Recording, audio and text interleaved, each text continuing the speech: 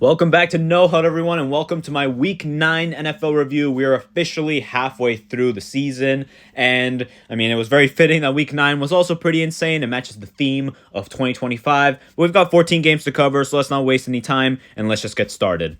Starting with Thursday Night Football, we got the Ravens steamrolling the Dolphins 28-6 in Lamar Jackson's grand return. This game was pretty much never really that close. The Dolphins started off with a field goal, and then the Ravens, it looked like their offense was going to be kind of out of sync. But then after a Miami turnover and a missed field goal, and Lamar Jackson just overall looking like his normal self once again, the Ravens didn't really have any sort of problem. I think we're finally going to see the Ravens actually be competent, not to their Super Bowl level as to what I thought they would be, but I think we'll see them if they get a nice winning streak going, they'll probably make the playoffs. For the Dolphins, I think they fired their GM. Mike McDaniel, I think, is going to stay for the rest of the year, but I don't think he's going to last. He's probably going to get fired in the offseason, as well as Tua. He's probably not going to be on the roster. Or maybe he will be on the roster, but he's not going to be their starting quarterback. He did not play well at all. And, it was just a game that kind of went through the motions. It was a good team getting back on its feet, beating a team that is 7 feet on the ground. My man of the match is Lamar Jackson. He looked incredible. He was very efficient, as he has been for the past year and a half. If it weren't for his injury, obviously, and the numbers that he's still putting up, he'd probably be in the MVP conversation, but due to the standards that I think we hold the Ravens, he probably won't win it. But hey, shout out to Baltimore for getting another win, and I think they're kind of back into this AFC North race.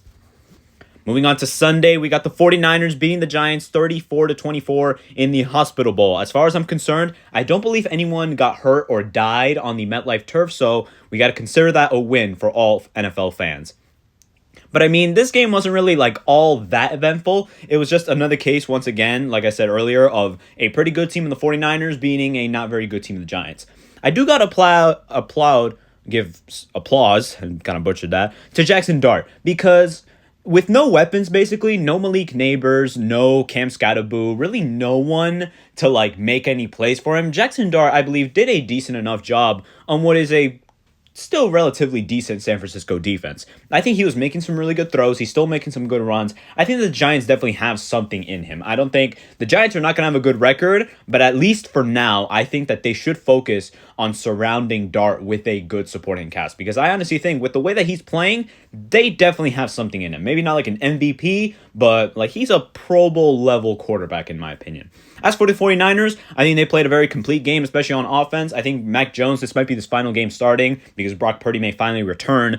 Hopefully Brock Purdy matches the level of McCorkle, because even with all the injuries, Mac Jones has been able to steer the ship pretty well, and the 49ers are still in a very good position to possibly win the division under Mac Jones, so I hope Purdy can kind of replicate that. As far as my man of the match, it does go to Christian McCaffrey, because he got bottled up against, who was it? Against the Texans last week, but then he went back to his former self this week. Was really great on the ground, was really great as a receiver. He's finally starting to get a groove as a runner, and that's a really dangerous sight for the NFL, because when Christian McCaffrey is good both ways on the offensive side, there's really no stopping him. But shout out to the 49ers for getting this win, and for the Giants, I guess this season is just a way of testing the waters of Jackson Dart. Now we got the Chargers beating the Titans 27-20 in what was maybe the weirdest game of the week, because the Titans, even though they scored 20 points, none of them were on the offense. Justin Herbert threw a pick six to start the game, and they also had what I believe was a punt return, and I thought it was going to be a Sunday scary where the Chargers were going to get caught on a bad day, but no, because then they finally turned on the offense. The running game didn't really do all that much. It was kind of Herbert just doing everything. He was making some really good throws after the interception, continued to be very efficient. And overall, the Chargers just they kind of went back to their dominating self. I'm pretty sure they went up 27-14 at one point. And the Titans made it a game at some point. It was a one-score game, but there wasn't really any hope that they were really going to win, because the Titans' offense didn't do anything. I don't believe Cam Ward threw an interception. I'm not sure if he fumbled, so I guess that's a good sign that he didn't turn the ball over, but not scoring really any offensive points, that's not really what I wanted to see either. My man of the match does go to Justin Herbert, because once again, after the interception, I think he was very clean. Had a Bo Nix type performance last week against the Cowboys, where after the turnover was basically perfect either way. And I'm not going to applaud you for beating the Titans defense, but with the performance that he had, you can give him some praise. The Chargers, they now lost Joe Alt for the year, which really sucks. I think that puts a huge dent into their contending aspirations, but we'll see how they deal with that. Hopefully Herbert can actually survive all the pressure. And for the Titans, it's just another case of them being probably the worst team in the NFL. And now we got an NFC North battle between the Vikings and the Lions, where the Vikings beat them 27-24. I got really upset with this game. My pick was wrong. Ugh. But the Vikings, I'm not even going to say that they played all that great. Like, their offense was good, but not great. Like, J.J. McCarthy kind of looked like he did against Chicago, where he had some really mid plays, but then he had some good plays. I guess he did what he had to do in the end. Kind of looked like a game manager. The running game wasn't all that special, and while the defense was able to get to Goff 5 times, the Lions' offense was also not too bad outside of some really key mistakes. Goff was overall pretty efficient. The running game wasn't that bad. The receiving game wasn't that bad, and even the Lions' defense was able to get to J.J. McCarthy 5 times, which I thought would kind of that would just kill the game for Minnesota, but it ended up not, because the Vikings offense was surprisingly very good. But this was a game defined by moments, mainly obviously David Montgomery fumbling, which ended up giving the Vikings a really good opportunity to score, and then obviously the blocked field goal, which, it being a 3-point swing, kind of ended up costing the Lions the game. But shout out to the Vikings, I guess, because maybe if they can play like this against Detroit on the road with J.J. McCarthy, maybe they're back to a competent team. I still have to see it for a couple of more weeks before I really put stock in it. But, I mean, it's just something I'll keep my eye on next week. As for the Lions, I mean, I don't think they were going to win every single game. The games that they've lost to were now to the Vikings, the Packers, and the Chiefs. So I wouldn't be worrying all that much, but, I mean, you can't really be making all too many mistakes in a division as cutthroat as this. My man of the match goes to the Vikings defense, because, again, I don't think J.J. McCarthy did all that much to deserve it. And the defense, again, like, I wouldn't say they completely killed the Lions offense, but sacking Goff 5 times is definitely an accomplishment. So shout out to them, and shout out for Minnesota for at least staying afloat another week. And now we got the upset of the week by far, in my opinion. The Steelers beating the Colts 27-20. The buzzsaw that was the Colts offense finally came to a halt in what was one of the more sloppy showings I've ever seen a quote-unquote good team put on, because the Colts basically went away from everything that made them great. They were such a efficient, conservative, explosive offense, and here they didn't really do anything on that. They had 6 turnovers. You're not going to win a game when you have 6 turnovers. Daniel Jones turned back into a pumpkin. It was November, so maybe it's fitting. Jonathan Taylor got completely bottled up. His MVP campaign might have gone to a halt as well. And overall, I'm not going to say their defense completely faltered, because the Steelers' offense didn't do all that much. Jalen Warren was the guy who had 2 touchdowns, but he didn't really carry the ball all that efficiently. Aaron Rodgers didn't make insane game-breaking plays. He didn't turn into his MVP self like I thought it would. It was just that the Steelers' defense completely nullified everything about the Colts' offense. They kind of looked like the Colts that I guess we were expecting to see coming into the season, which compared to how great they've been this season, that's a huge turnaround. But shout out to the Steelers, because this is a very unexpected win, and it was a good win to keep them ahead of the Ravens, at least for now, in the AFC North race. And for the Colts, it kind of puts a dent into their contending aspirations, just because, we thought that this team was going to be, they already had a hard stretch to end the season, but this wasn't a game that we expected them to lose. And now when they lost it, I don't know if they're going to be at the top of the AFC for that long. Man of the match does go to the Steelers defense. I was thinking about giving it to Joey Porter specifically, but overall, the defense just did everything. They sacked Daniel Jones a bunch of times. Stuffing Jonathan Taylor so many times is also extremely impressive. And then obviously getting 6 turnovers is unheard of in many games. So shout out to the Steelers for getting a really convincing win. And for the Colts, just don't let this loss spiral down, because it could get ugly if you do. And now we got the Falcons losing to the Patriots 23-24 in Gillette. They failed to exorcise the demons of that game, 28-3, if you know, you know. But the Falcons, once again in Falcon fashion, they kind of choked this game away. Drake May kind of went back down to earth. He had his quote-unquote worst game of this insane MVP stretch, in which he was still very efficient, just not as accurate. But in terms of rating, he was still really good. But overall, I think the Falcons had many opportunities to win, specifically because Michael Penix played a really good quarterback against a promising Patriots defense in Gillette. I didn't expect Michael Penix to play that well, but him and Drake London looked like Montana and Jerry Rice. And at first, I thought that the Patriots were just kind of they were kind of going to blow the game away, or that they were just going to remain with a comfortable lead. But then the Falcons ended up fighting back, and before I knew it, as I was watching on Red Zone, like, oh my God, they were going on a game-tying drive. I didn't know this. Like, oh, were they going to sneak away with a win maybe? Maybe redeem themselves for the sins of 28-3? And they get the touchdown, and then they miss the extra point, which was the most Falcons thing I've ever seen. And then they couldn't really do anything for the rest of the game, and the Patriots ended up winning. My man of the match does go to Drake London. I know it's very rare. I don't think I've ever done this, actually, where I give a man of the match to a losing player, but I'm actually going to do this a couple more times, actually. But Drake London was just so great. I mean, I didn't really want to give it to Drake May because I don't think he played, like, all that great. And Drake London legit looked like one of the best receivers in the league. And it was certainly not his fault that they lost. Just really unlucky from Atlanta. I mean, their inconsistency roller coaster keeps going and going and going. I would hate to be a Falcons fan this season, honestly. And for the Patriots, I mean, this is a trap game that they completely avoided. But now in a relatively hard stretch to the season, at least next week when they face Tampa Bay, we'll finally see what they're truly, truly made of. I think they're a good team, so I just hope that they answer the call. And now we got the defensive grudge match, the Broncos beating the Texans 18-15. This game was extremely, extremely boring. The Texans did not score a single touchdown. They had 5 field goals, and they also missed one. Fairbairn missed a kick. C.J. Stroud went out of the game early with a concussion, and Davis Mills went on and did about as good as you want him to do against a very good Broncos defense. But apart from that, they just couldn't really get anything going, and they kind of looked like how I thought they would, even with Stroud against this Broncos defense, who did really good. As in terms of the Broncos offense, I'm not going to say it was much better because they also turned the ball over twice. Bo Nix was extremely inaccurate. And apart from the fourth quarter, they looked kind of dead. But then Bo Nix woke up. I think he made some really good runs, made some good throws, had an insane throw for the 2-point conversion that tied the game. And in the end, what was a really big stalemate in the fourth quarter with 7 straight punts ended up turning into a final drive for Bo Nix where he had a really, really key run, which set up Will Lutz to win the game with a kick with no time left. I mean, it's good that the Broncos can win ugly games like this, but it's just really concerning for their offense that they can't really put 4 quarters of good football together because in the playoffs, when facing good offenses and relatively good defenses, you have to play a full 4 quarters game because if you have a bad quarter, they're going to expose you and it will be too late to rebound. But at least for now in the regular season, the Broncos, I think they should be feared by a lot of teams.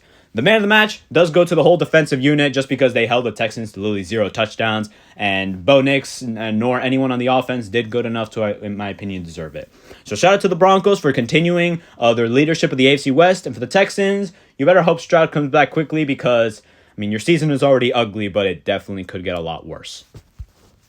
And now we got the game of the week. The Bears beat the Bengals 47-42. In what was the biggest roller coaster of emotions that I've ever been a part of, it feels like. This game should have not been close. I mean, I thought it was going to be a very high-scoring game, and, I mean, both teams delivered. Joe Flacco was playing like prime Joe Burrow. I mean, anytime a Joe shows up on that offense, they immediately start cooking. But Jamar Chase and T. Higgins had insane games, and the Bears, they were also playing incredibly well on offense and forcing ever so slight mistakes out of Joe Flacco, which gave them a big lead. And in the end, I believe it was 41-27 when I thought, okay, this game was over, especially when Joe Flacco threw what I thought was a pick 6, which made it 49 or made it like 48-27. And I thought, okay, the game was curtains. But then the pick 6 got reverted.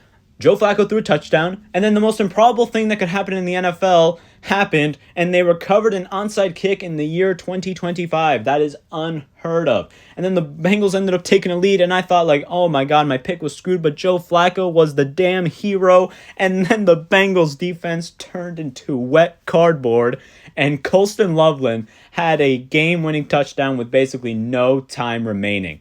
Like, I couldn't believe what I saw, that Caleb Williams just threw it, and then the defense couldn't tackle Loveland, and they just ended up getting the win. Like, this doesn't, I'm not even saying about how bad both defenses were. Both offenses were incredible. Like, my man of the match doesn't even go to a specific Bears player. It just goes to their entire offense. Their running game was good. All the receiving targets except for Rome was good. Caleb Williams caught 2 passes and had a touchdown. He was very efficient. Just overall, like, I mean, the Bengals defense sucks, but it's what you want to see out of a Ben Johnson-led offense. And for the Bengals, this is the type of game that gets a coach fired.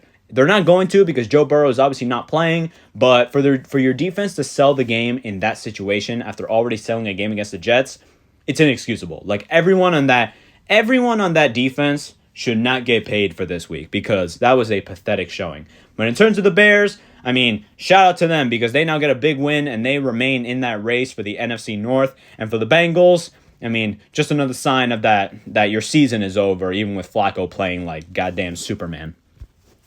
And now we got what could be the upset of the week. We got the Panthers beating the Packers 16-13. This game was very dull, pretty much no offense. Bryce Young had a turnover. I don't think it was his fault, but not something you want to see. Rico Dowdle played pretty well, but my main gripe with this game was with the Packers because their offense was really bad. They had a touchdown at the end of the game, but then they couldn't really string together. They kept going for it on fourth down, specifically that 4th down and 8 play where Love literally threw it to no one, as well as having a big arm punt, which led to nothing. And, overall, it looked like they were maybe still going to steal the game, but then the Panthers ended up executing on a really good drive and ended up winning the game. What concerns me about the Packers is that their defense has been pretty consistent outside of the game against Dallas, but what concerns me is that their offense hasn't been as consistent. Like, they sputtered a little bit against the Cardinals, they played really bad against the Browns, and now they're playing bad against the Panthers. That concerns me for a team that has really big playoff aspirations. If their offense can't get it together, then it could be scary hours later in the season. My man of the match does go to Rico Dowdle because, once again, he played really well, just like he did against the Dolphins and against the Cowboys. He should be their lead back because he's honestly been one of the better ones in the league. Shout out Rico Dowdle for his career arc. Again, I don't know why Dallas let him go. But the Panthers, they are now 5-4. Can they make a sneaky wild card? Can they make a sneaky wild card push? Who knows? But for the Packers, better answer those questions before a real team punishes you for it. And now we move on to the late window with the Rams beating the Saints 34-10. I'll try to make this one quickly because this game went about as I expected. The Rams pretty much never made this close. They jumped out to a big lead before the Saints even got on the board. Tyler Shuck looked not that great. He threw a decent touchdown, but also had an interception. The Rams offense couldn't be stopped with the return of Puka Nacua.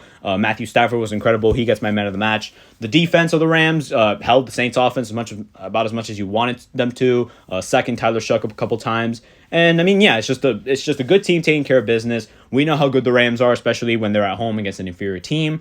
And it's a race between them, San Francisco and Seattle, as to who's going to win the NFC West. But Matthew Stafford definitely deserves to be in MVP conversations. And as for the Saints, quick note, they just traded Rashid Shaheed to the Seahawks, which is not a very good trade for them because now pretty much their only explosive threat is gone. So I think they're definitely committed to the tank this season. For the Rams, they should definitely be committed to a deep playoff run. And now we got one of the better games of this week. We got the Jaguars beating the Raiders 30-29. I thought this game was going to be extremely dull. I was regretting about to be talking about this game, but then it turned out to be a really good one. I thought the only meaningful event was going to be the longest field goal in NFL history, 68 yards. Shout out Cam Little. But then in the fourth quarter, it turned into kind of a fireworks show. Geno Smith played honestly pretty well, apart from his usual interception. But Brock Bowers played like prime Gronk. Trevor Lawrence didn't do a whole lot, but the Jaguars' offense was still able to do a couple of things. And the game ended up going to overtime, where the Jaguars obviously took it the length of the field. They scored a touchdown, and then the Raiders, I applaud them for going for the win because in their state of the season right now, tie doesn't help them at all. Obviously, you push for the win at that point. But overall, the play call didn't end up being very well. And then they ended up just losing the game. Shout out to the Jaguars because they really needed this bounce back win. Not really that convinced as to how good they are because they beat the Raiders by 1 point. But, it's better than losing to the Raiders in overtime, so I guess that's something. Trevor Lawrence, he still needs to show me some things. I know Travis Hunter was out, but he's not looking that great this season. At the halfway point, I'm starting to get concerned.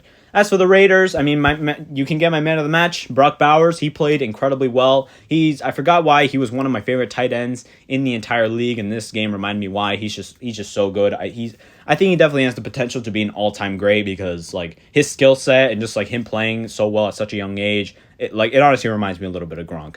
But apart from that, pretty much nothing to smile about because you just lost in heartbreaking fashion in overtime to Trevor Lawrence. So, at least you have this. And now we got the Chiefs losing to the Bills 21-28 in what was probably the best game of this late game window, even ahead of the Jaguars Raiders.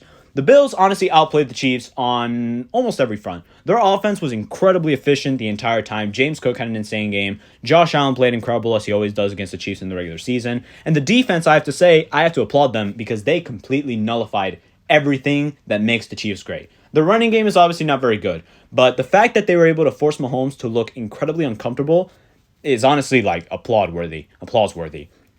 Mahomes was rattled the entire game. He was facing pressure. He was getting hit constantly. He couldn't run to save his life. He had one carry the entire game. His scrambling ability, which is one of his best traits, they completely took that away, and he completed 44% of his passes. He was on Anthony Richardson timing. He didn't throw a single touchdown, had a bad interception, and overall the Chiefs offense looked completely out of sync outside of some really explosive throws on like 2nd and 16, 3rd and 9, and 4th and 17. But apart from that, the Chiefs couldn't really do anything. And even then, they still had a chance to tie the game if, like, obviously because Matt Prater ended up missing a kick, but then the Chiefs just couldn't really do anything because on some Hail Marys at the end, they didn't convert.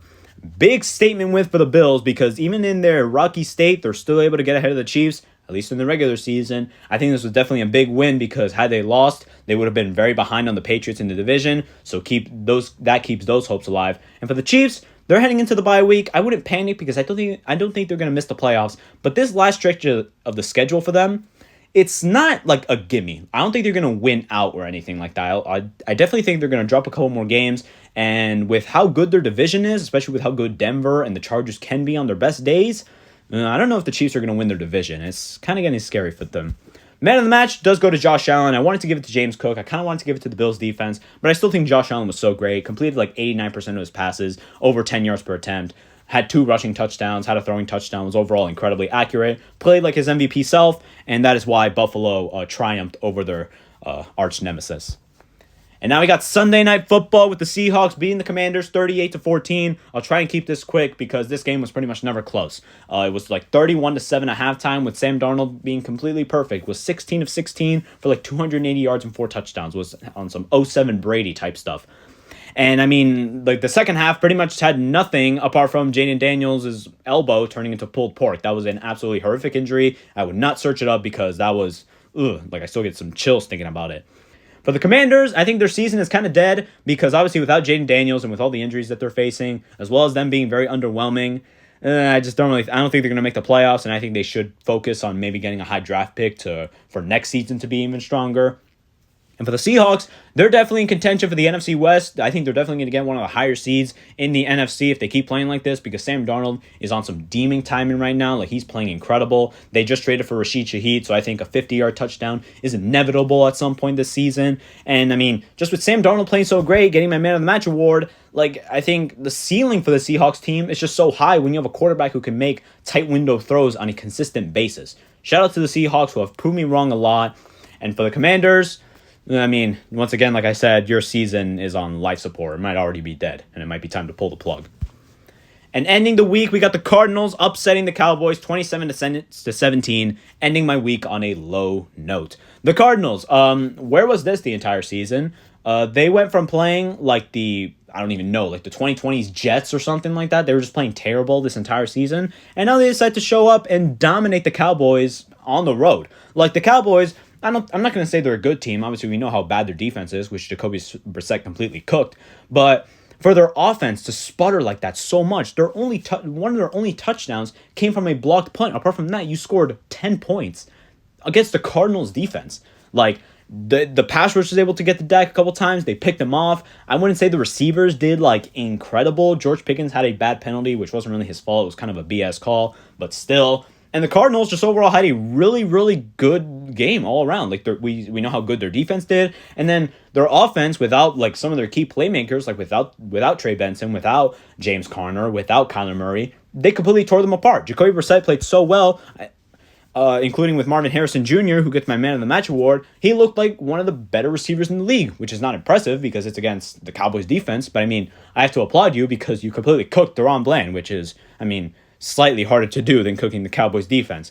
So, I mean, I guess shout out to the Cardinals, even though I think this win just prevents them from getting a better draft pick. And for the Cowboys, I think this just establishes that they're not going to do anything meaningful this season. Like, especially being behind Philly in the division, they're not going to win the division. And, like, with how cutthroat the NFC is right now, I don't think they're going to make the playoffs. So, I mean, And now to my end of week superlatives. My player of the week does go to Josh Allen. It was either between him or Sam. If you want to give it to Darnold, I'm not going to fight you. But I just think Josh had the overall harder opponent on the bigger stage. And I think Josh just had an incredible game. Like, he played like the MVP. And the idiot of the week does go to the Bengals defense for the second week in a row. It shouldn't be possible to be this bad 2 weeks in a row. But allowing 39 points to the Jets and then allowing 47 to the Bears, that's just embarrassment on a different level. If it weren't for like the rest of the defense just sucking, I mean, no one on that defense should have a job, honestly. Like, they're just terrible all around. And honestly, I feel bad for every quarterback that's there. Honestly, even including Jake Browning. Joe Burrow, Joe Flacco, and Jake Browning, start a movement and request a trade, honestly, because you do not deserve this. But anyways, that is the end of Week 9, and that is the end of the first half of 2025 for this NFL season. It's been a real fun time, and I really hope that the second half can live up to it because, I mean, with all the insanity happening, who knows who's going to win it all at the end. But if you enjoyed this, please subscribe and please like the video, as any support is truly appreciated. And I'll see you guys in a couple days for my predictions of Week 10.